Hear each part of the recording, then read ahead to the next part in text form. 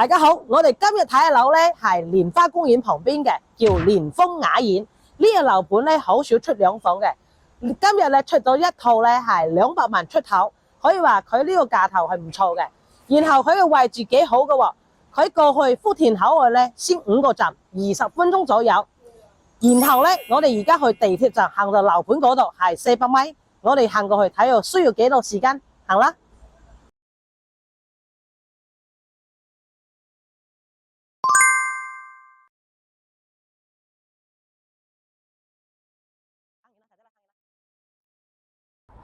我哋而家咧，即係差唔多用咗係4分鐘行咗樓盤樓下。我哋而家上去睇下呢個裝修係點樣嘅，行啊！好啦，我哋而家咧都上去呢套房裏邊啦，可以睇下呢個裝修仲有格局係如何嘅。我哋入戶呢邊右手邊咧，即係一個房間㗎。可以睇到呢個房間咧放埋衣櫃都係唔錯嘅空間。然後我哋呢套房咧係屬於中間樓層，所以佢嘅採光啊，仲有視野都唔錯嘅。可以講係冇阻擋嘅。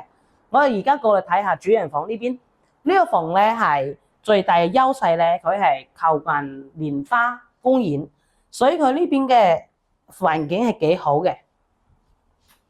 可以睇到主人房呢邊咧仲帶埋一個小書房。